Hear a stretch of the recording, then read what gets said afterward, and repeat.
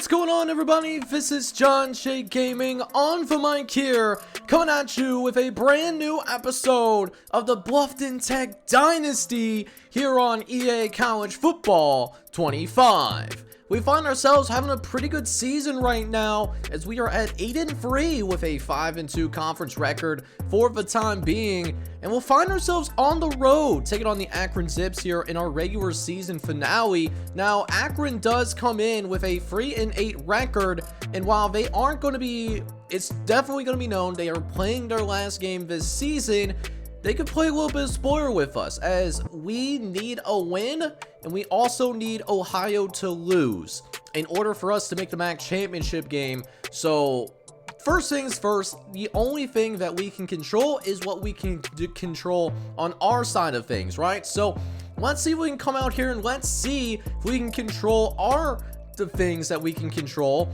and that is win this game against Akron, get ourselves on the verge to a 10-win season, which would be a huge program achievement.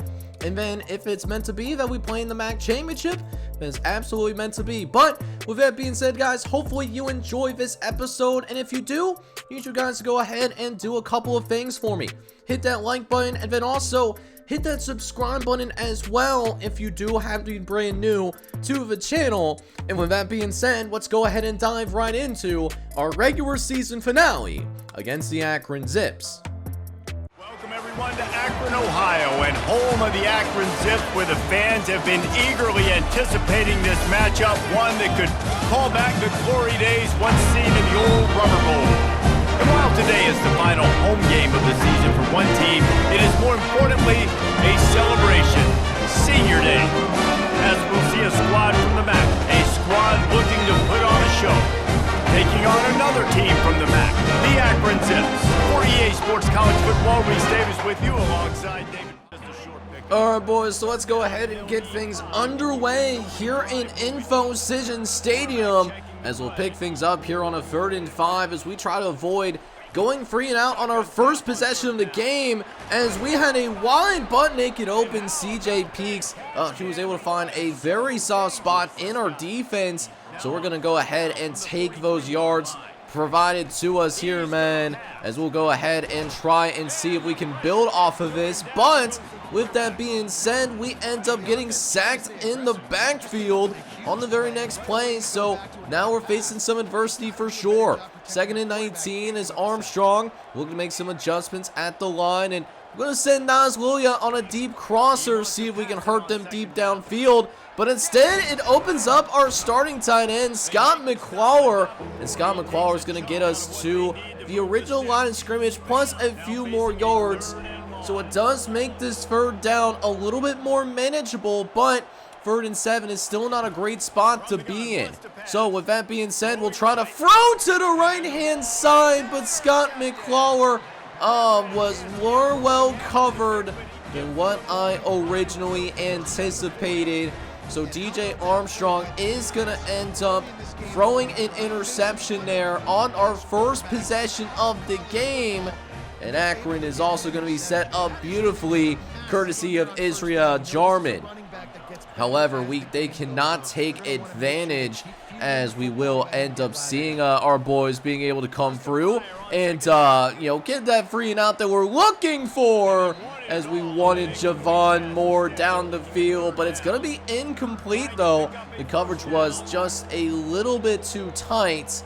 So now another 3rd down coming up, as that was a bad snap, but still able to corral it anyways. We'll find CJ Peaks down the sideline, and he's been doing some good work for us here in this game. Not usually a big part of our offense, but doing some good work here to start this game out. Already providing us with 2 first down catches on 3rd down. That's how you keep the chains moving, and that's how you earn more playing time in my system, or at least gaining more trust.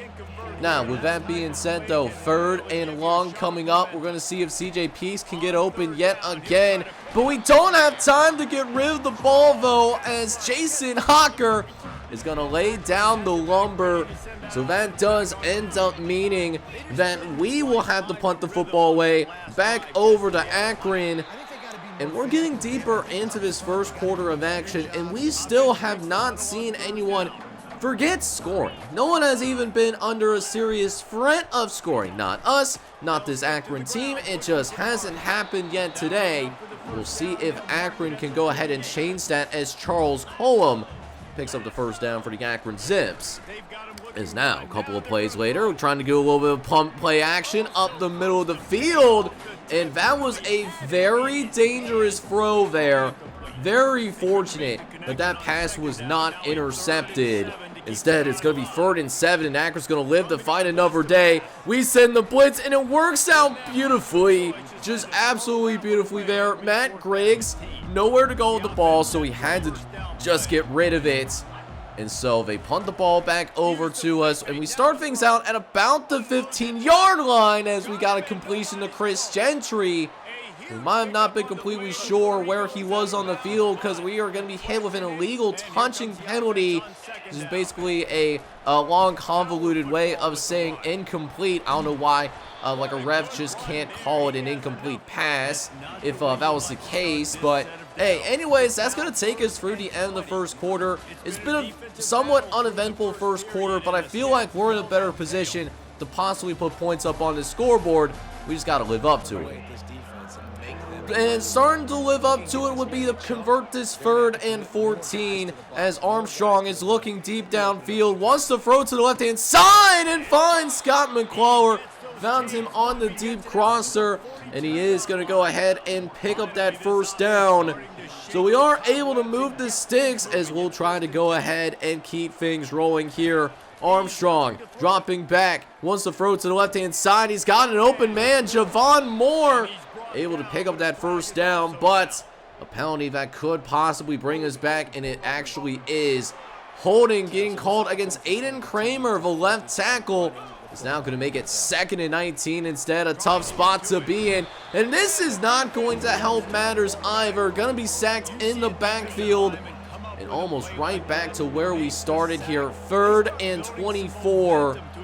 Don't really love this play call, but we're going to see if we can pull a fast one, but we couldn't even get away from the first defender. So a drive that was frankly ruined by penalties there. And now Akron has the ball yet again. 5 minutes left in this first half, still waiting for somebody to score. Will we have points scored here in this little piece of action? As it seems like Bluffton Tech, we are a little scared to come out here and make too many mistakes instead of just trying to be aggressive and winning the game. Just almost like they're doing more to not to lose than seizing victory, right? And I understand why there's a little bit of a nerves, more nerves than usual for playing like a MAC team that is probably not going to go to, they're not going to a bowl game, they're 3-8.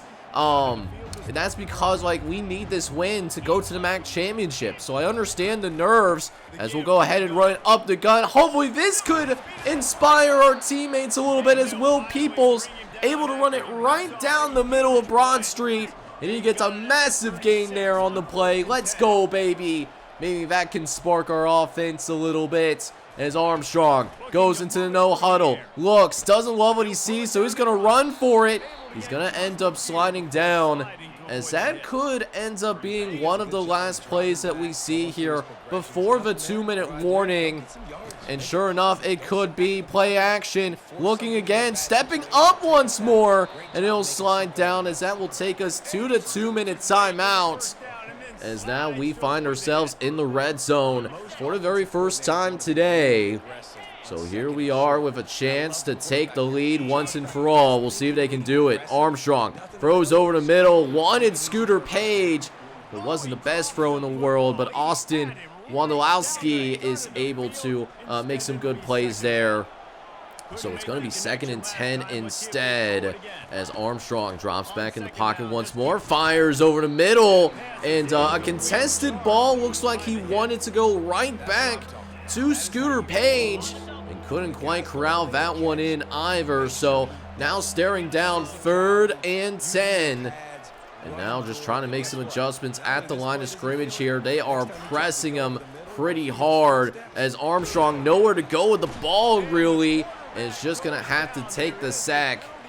There is a penalty out on the field, but it looks like it's holding against us. The penalty does end up getting... No, it's not declined. They actually accept the penalty, so it's 3rd and 20. Probably did that to try to get us out of field goal range here a little bit, so we try to run for it yet again, and we do have a little bit more success, but we only pick up 1 singular yard. So here we are with a chance to come out here and try and take us a lead here as we try to kick this down the middle, but Tommy White misses it. He hooks it to the right, and that was the first chance to put points on the board, and we screwed it up. Just kind of a little bit lackadaisical with that kicking approach, and now it's still a tied ball game. Akron's got a chance to take the lead before we go into halftime as they're sending this downfield. We're in perfect position, but Surrender can't bring it in. He just straight up drops the pass. I mean, you can't have an easier interception than that. But now it's going to be 2nd and 10 instead, and Matt Griggs has some life still. Throwing to the left-hand side as we try to bring this receiver down the open field. That could be a little bit trickier for a user just trying to bring somebody down in the open field. But that time did a pretty solid job of holding him to an 8-yard gain. So now it's 3rd and short as they look over to the left-hand side. It's intercepted into the waiting arms of, looks like it is Randall Griffin, who had those big plays towards the end of the season last year. He was pushed down the depth chart a little bit with the development of guys like Vladdy Kolensky, but he gets his shot and makes the most of his opportunity as a sophomore, gets the interception. And so with 1:14 left in the first half, we have a chance to finally put points on the board. This is our best field position of the day, I want to say, and taking advantage of it early on as Javon Moore does pick up the first down for your Fighting Muskrats. As now Armstrong getting the guys organized quickly as they'll go ahead and get organized in the shotgun, firing to the left-hand side, and that is going to be Chris Gentry, able to move the sticks there. Hasn't had that deep shot yet today. But maybe we can organize something here sometime in the second half, as now 1st and 10, firing over the middle, as CJ Peaks is going to be able to pick up a decent chunk of yards there. We will end up using a timeout though, as we'll go in a 5-wide set, firing over the middle, and that's going to be Chris Gentry able to get open there as well, as it's now going to be 1st and goal, and we have 3 plays to get less than 5 yards. We'll see if we can get it here as we try to go with a little bit of quarterback blast up the middle. And DJ Armstrong recognized that he had a numerical advantage and decided that we were just going to go ahead and take full advantage. Touchdown, Bluffton Tech. And your Fighting Muskrats are going to be taking a 7-0 lead, hopefully into halftime, so long as we handle business on the other side of the ball, and we do. Akron does decide to simply kneel it out, and then we'll take this 7-0 lead into the half. Listen, we have had our fair share of plays. We've moved the ball pretty well for a team that's only scored 7 points. We just got to finish drives, and that's something that we want to think about here as we jump into the second half. And here we are, first offensive possession for us. They're pressing across the board. And Chris Gentry, we know he's got all of that elite speed and is going to use it to his advantage.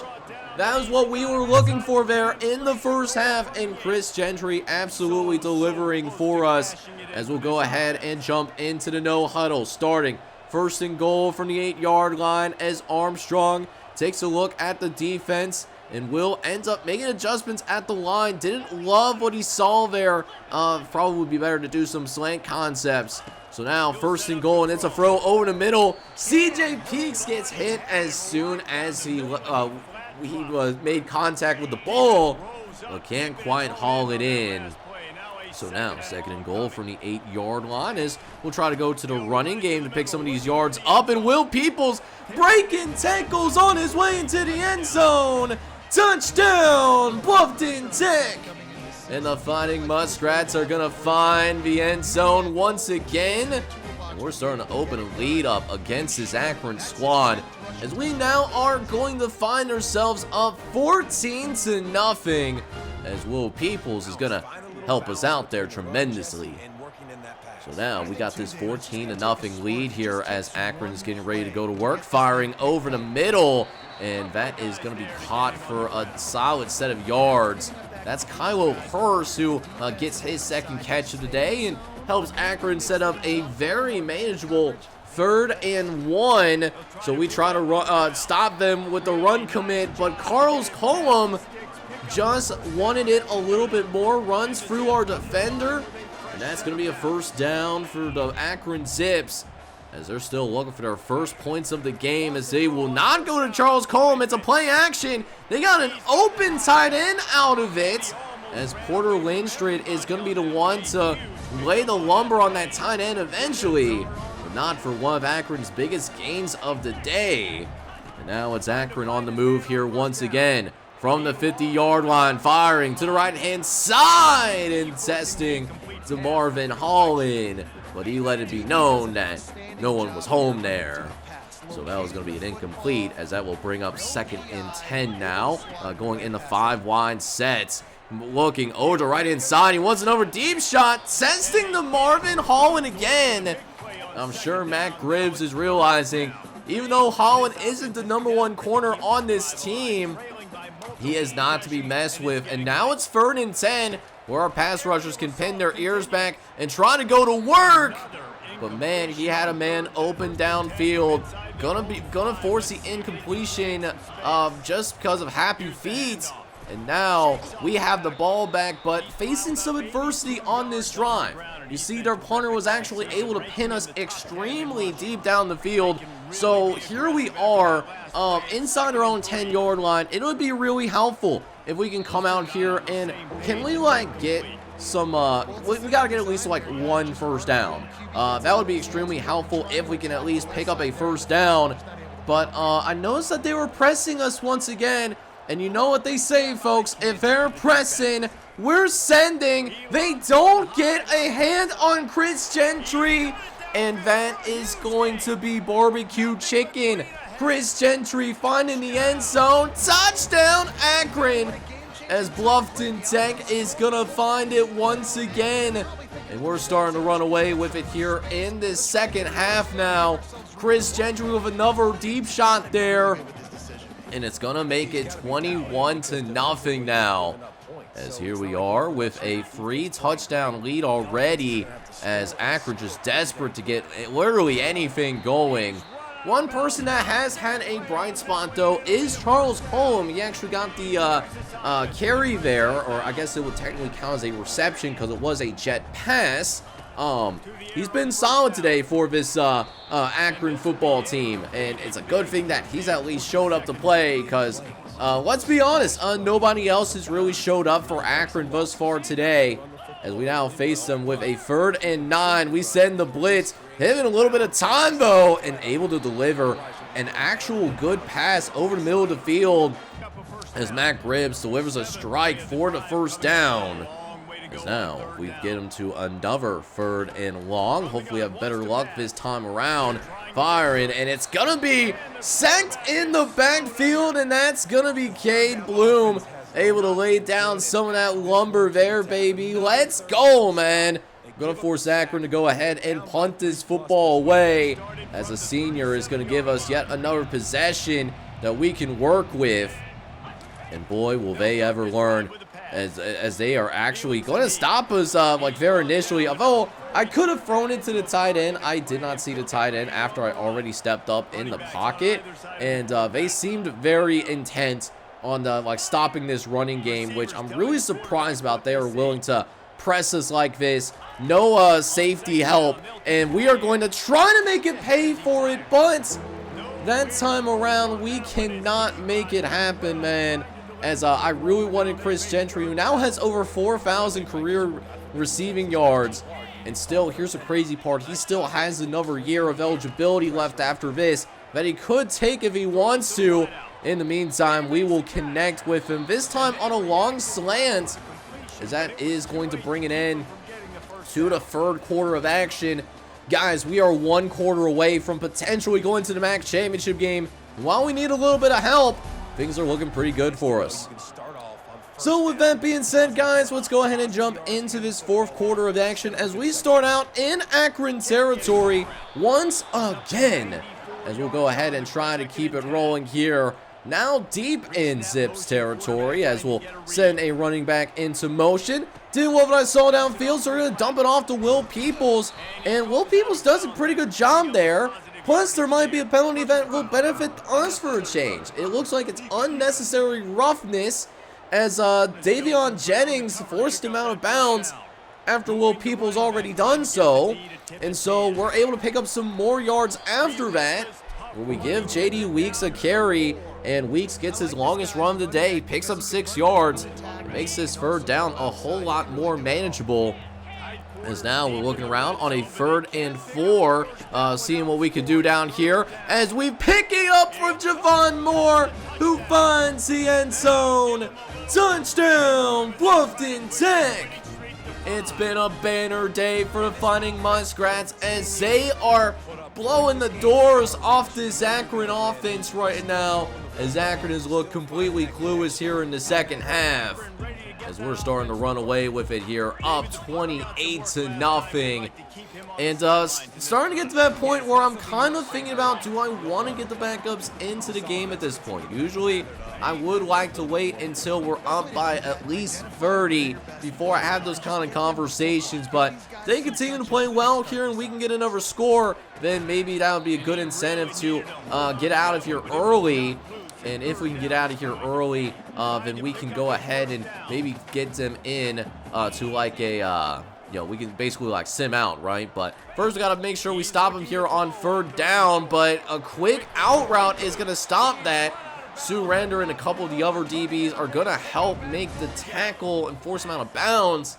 But the sticks will be moved here for the Akron Zips as Matt Gribbs looks over the middle and will pick up another 1st down, and this will help the Akron Zips get into Bluffton Tech territory. First time I said that in quite a while. Listen, we got the shutout in play as Malik Moon over pursues. Malik Moon was trying to lave a big hit or make a bigger play, but completely missed on both, and so was able to pick up a few more yards after that. Probably should have been no gain at the most. But instead, it's going to be 2nd and 3 as Mack is going to throw a beautiful ball over to right-hand side again, targeting Malik Moon as Josh Hodges is going to be able to get the Akron Zips into the red zone. If I'm not mistaken, this actually might be the first red zone opportunity for this Akron team all day, as we cannot jar the ball loose to force that incompletion. So Brandon Weatherford is able to get his 3rd catch of the day, but hasn't really done much with him, just 18 yards off of 3 catches. As now, 2nd and 4 coming up. Mack throwing to the right-hand side, and that one ends up being jarred loose. Thought that could have been considered a fumble. I thought the football move was made, but that was not the case there, though, as now 3rd and 4 looking to the left-hand side, and Vladdy Kolensky just somehow found a way to cover 2 guys at once, but Akron did us a favor there and have 2 guys in almost the exact same spot. So unsurprisingly, they're going for it here on 4th down, and they are going to pick up the 1st down. So Akron's hopes of actually finding the end zone are still very much alive here. They are going to have 1st and goal from the 1-yard line. And on the very next play, we're going to hand it off to Charles Cullum, who dives into the end zone. And the shutout is officially going to be dead here, chat.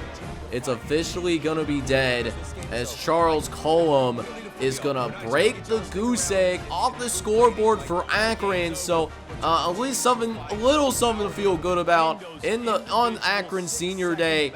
But for the most part, we did ruin it. We did run out the rest of the clock, and we even tacked on a field goal, trying to get some style points and maybe see if we can sneak into the top 25 or something. But with that being said, we got a really good win, but hoping that Ohio also lost. Alright boys, so we get off to a little bit of a slow start, but as the game wore on, we were able to find more of a rhythm, and really we started to see that point in the second half where we were getting what we were just about expecting, to be honest with you. So feels good to be able to come out on top. Not a complete blowout like I wanted, was hoping to maybe get some of those backups into the game or something like that. Didn't happen here, but I will be happy with this win that we were able to get here today. And DJ Armstrong, he had a slow start in this one. I mean, he threw an interception in the first half, but after he threw that interception in the first quarter, he was pretty lights out. 17 for 27, 283 yards, 2 touchdown passes. That includes a 93-yard bomb to our junior wide receiver. These are things that I absolutely love to see, and DJ Armstrong did his thing today. Also doing his thing is Will Peoples, and the man of the people ran for 117 yards and a touchdown. He was also able to do that off of 16 carries, so he had 7.5 yards a carry. DJ Armstrong was also able to find the end zone, and then JD Weeks was okay. He definitely didn't have like the best performance in the world, but it is what it is. For receivers though, Chris Gentry again continues to shine. He had a huge day with 5 catches, 182 yards, and a touchdown. Also finding the end zone is Javon Moore. Javon Moore had 4 catches for 21 yards. We did see that, like a few other guys got involved in this offense. But it was just like a select few that made a significant contribution. It was a slow day for us offensively. But really, the highlights have to go to this defense, right? Because this defense was absolutely dialed in. Malik Moon led the team in tackles with 7 total tackles, with Nash Burte and Draymond Gates able to have 6 tackles apiece. We also were able to force a couple of sacks. Cade Bloom and James Couch-Smith were both able to get to the quarterback today and able to force a sack. And then we also only had 1 turnover today. That was forced by Randall Glenn. Randall Glenn, the sophomore out of Maine, was able to return it for a couple of yards. And hey, Randall Glenn ended up doing his thing. And listen, we had a really good performance here. But now, let's go ahead and check out to see what Ohio did in their matchup and see if we're going to make the MAC championship, or are we going to be looking at a bowl game as our next game. But before we check to see what happened in the Ohio matchup, we do get some updates on the recruiting front. Josh McMorris, a 3-star center out of Perry, Ohio, is going to verbally commit to the program. And so will fellow 3-star David Milanovic, which means we are going to be done with high school recruiting. So what we'll have to look forward to is taking a look at what we want to supplement in the transfer portal. We'll see what's out there. However, we do get some extremely awesome news that we are actually going to be ranked in the top 25 for the first time in program history. We actually are going to be coming in ranked number 16 in the country, which means all of a sudden we actually might have a fighting chance to go and play for the college football playoff. However, unfortunately for us, Ohio was able to beat Northern Illinois on the road 28-21.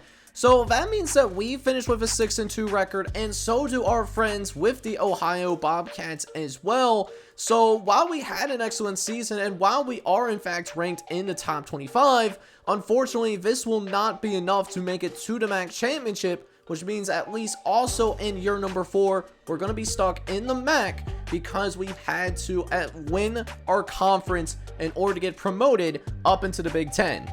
Alright, so since we happen to be at the end of the regular season, though, we can at least take a look at what's going on at the power conferences to kind of get a laydown of what's happening in each league and get a stance of where we are with the state of college football. Now, UAB, who was recently promoted to the American, I think they might have been promoted last season actually. Well, they are actually going to be your team that is going to be on top of the ACC. They will face North Carolina in the ACC championship, but Boston College was the only team in here that did not in fact win an ACC conference game, so they're going to be marked down, moving down to the American. And those folks from the American Conference, Boston College will be replaced by either Southern Florida or the Charlotte 49ers, depending on who wins the American Conference Championship. North Texas also had a very nice season as well. In the Big 12, and the Big 10 kind of had walked your schedule, so I am going to fix this in the offseason. But here's what ended up breaking down in the Big 12 overall. And just taking a look around, so 3 teams finished with just 4 wins this year: Arizona, West Virginia, and Arizona State. What I am going to go ahead and do here is I'm going to move Arizona down to the Conference USA because they have the same amount of wins in overall and in conference play, and they have the lowest overall. So Arizona is going to be kicked back down to Conference USA. Meanwhile, in Conference USA, the winner between Mid-Tennessee State and the Sam Houston Bearcats, one of these 2 teams will go on and become a new member of the Big 12. As for the Big 10 schedule got a little bit wonky as well, so that is something that we will plan to fix in the upcoming offseason. I do have that as like a star thing. But one team in particular did stood out as being bad, and it was Northwestern. Northwestern was a little bit down horrendous, so we will actually see the Northwestern Wildcats in the MAC next season. They will become a member of the MAC. And then here's how your MAC standings stand out. Indiana does have a chance to be launched back into the Big 10. All they gotta do is beat Ohio, which Indiana should be a pretty somewhat heavy favorite to go ahead and take care of. So something to definitely keep an eye on for sure. As for the Pac-12, we actually do have an undefeated team in the Pac-12. The Oregon Ducks are undefeated. They'll take on USC in the Pac-12 championship because, yes, we did end up reviving the Pac-12. You love to see it.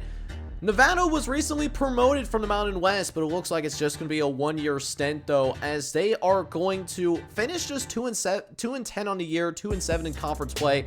While Washington State was very close to being demoted, it looks like it's going to be Nevada that will, in fact, get knocked back down into the Mountain West. And here's how things were shaking out in the Mountain West. We actually have a pretty quite a tie going on here. So it looks like Hawaii, New Mexico, and Colorado State do finish in a tie for first place. So it looks like Hawaii and New Mexico are going to play for a bid into the Pac-12. Last conference I want to talk about right now is the SEC, and the SEC is one of the more competitive conferences that are out there. Georgia State and South Alabama, who were promoted from the Sun Belt, they're hanging their own here in this SEC conference landscape. But we're going to see another current SEC team fall out, and that is Missouri, because they finished just 1-11. So those boys are going to be falling out into the Sun Belt this offseason. Meanwhile, LSU will be looking to return. They have to beat Texas State in the Sun Belt Championship, but LSU should be a heavy favorite to do just that. Alright, so getting ourselves through Conference Championship weekend, here's how things ended up shaking out. Sam Houston does beat Mid-Tennessee State 27-17, so they will be promoted to the Big 12. USC is going to beat Oregon 38-31, so USC will have a top 4 seed in the college football playoff. Texas Tech beats Baylor 31-21, so Texas Tech is your winner of the Big 12. Indiana beats Ohio 27-10, and so Indiana will be back in the Big 10 next season. LSU is able to dominate against Texas State 41-3, so LSU will get to return to the SEC. Charlotte beats Southern Florida 31-21, so the Charlotte 49ers will be included in the ACC next year. New Mexico will experience the Pac-12 next year as they win the Mountain West Championship 35-31. Georgia beats South Carolina 42-35, and so Georgia's going to be your number 1 overall seed. North Carolina pulls the upset on UAB 31-24, so this could create some a little bit of chaos for the college football playoff. And then finally, Nebraska is able to beat Michigan 25-23, and Nebraska is going to be able to lock up the number 2 seed in college football playoff. So this is what your top 12 is going to be in terms of the college football playoff, and it looks like we are not going to be a part of the college football playoff this year. Georgia, Charlotte, USC, Nebraska, and LSU do get in as automatic qualifiers. LSU will take on Oregon in the first round. UAB will travel up to the Big House to take on the Michigan Wolverines. USF, your runners-up from the American, are going to play Kansas State, so the American does get 2 teams. And then the Cincinnati Bearcats are going to travel to Kyle Field in order to take on Texas A&M, who secured that 7th overall seed. But we were extremely close to making it into the college football playoff because USF visits them as the #1, like the last at-large team to be able to get in, and they got in spite of losing to Charlotte. There was only a few teams between us and this last at-large team. LSU obviously got in as the automatic for the Sun Belt. Alabama was here as a free loss team. South Carolina had a chance to get in, but they had to beat Georgia and they couldn't do it. And then there's us, so we were right there with an opportunity to represent the MAC in the college football playoff. Those losses early on in the season definitely hurt us, and it just wasn't meant to be. No MAC championship appearance and no college football appearance as well, which is a little bit of a bummer because I thought we had the talent to at least be in the MAC championship, and our schedule was set up that way, but it just didn't happen for us. But let's go ahead and see what we can find in terms of what our bowl game is going to be. And it looks like Gunnar Stockton, the senior quarterback out of Georgia, does end up winning the Heisman Trophy. Definitely feels deserved as he had nearly 4,000 yards passing, 37 touchdowns, and 4 interceptions. It was a great year for the senior quarterback. But we do get a little bit of love as Chris Gentry, who had nearly 2,000 yards receiving on the year, he ends up winning the best receiver in college football. That is your Biletnikoff winner. He had 53 catches and 25 touchdowns. He went off in his junior campaign. Malik Moon does also win the Jim Forpay Award. He had 5 interceptions and 42 tackles over the course of the season. So multiple award winners on this Bluffton Tech roster. And so we find out what our first bowl game is going to be. We are going to travel down to Orlando, Florida to participate in the Cure Bowl. We will be taking on the Southern Miss Golden Eagles, who are a part of the Sun Belt Conference, the same conference that did get its champion into the college football playoff. So that's going to leave it here as next episode. For the first time in school history, we will be participating in bowl season. Is we are starting to build up to it. We are very close to making the college football playoff here in year number 3. But with that being said, we can still finish the season strong and at least keep something in the back of the mind of these AP voters going into next season. We can do that by setting a statement against this Southern Miss squad in the bowl season matchup. And I'm very excited to participate in bowl season action for the very first time. If you enjoyed this episode, even though we did not get a chance to compete for the conference championship or get to play in the college football playoff, it is a tough pill to swallow. But with that being said, guys, I hope you enjoyed this, and if you did, make sure you go ahead and smack that like button, hit that subscribe button as well. If you do happen to be brand new to the channel, this is John J Gaming on the mic signing off, but hope you guys are all out there having a good one. Take care, everybody.